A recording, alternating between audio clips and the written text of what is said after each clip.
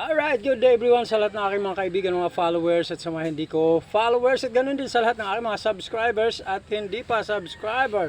Follow and subscribe na po kayo.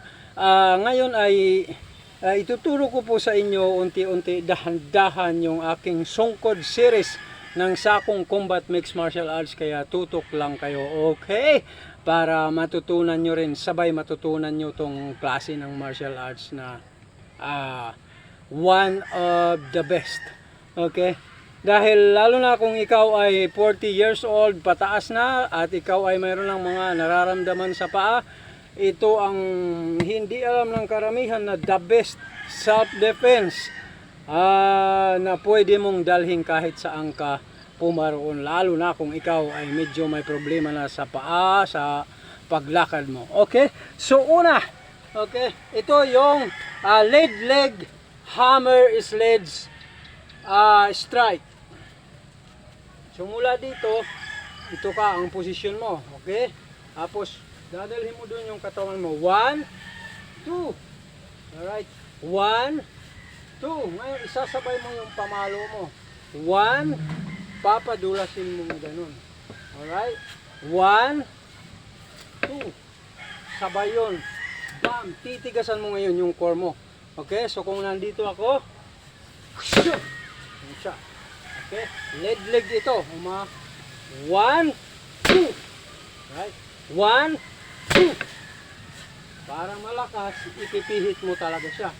Alright? 1, 2. 1, 2. 1, 2. Kung mapapansin nyo, lumulubog yung gulong.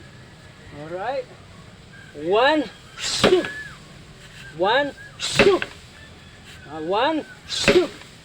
Okay, ngayon pupunta tayo sa kabila, syempre, para alam nyo rin. So ito, isang follow muna, kabilaan, para talagang mas maintindihan nyo. So ngayon, ang mauuna yung kanan naman. Okay? Kanina kaliwa. Tandaan nyo, ito yung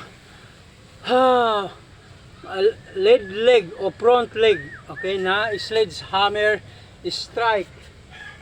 So nandito ako, okay, 1, 2.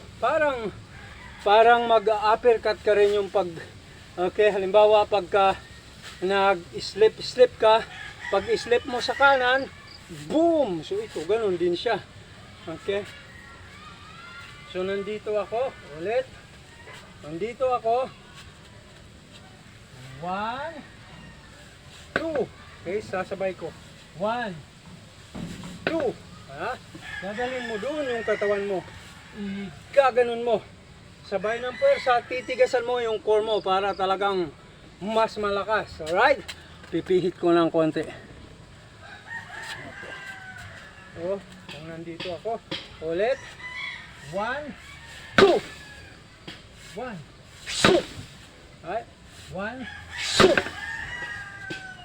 1, 2. Alright? 1, 2. 1, 2. 1, 2. 1, 2. 1,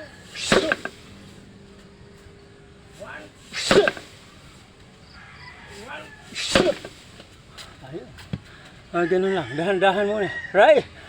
Okay. Focus muna doon sa movement, kung paano pumalo, at mararamdaman nyo mas malakas palo nyo pag nakuha nyo yung tamang form at execution. Salamat talaga sa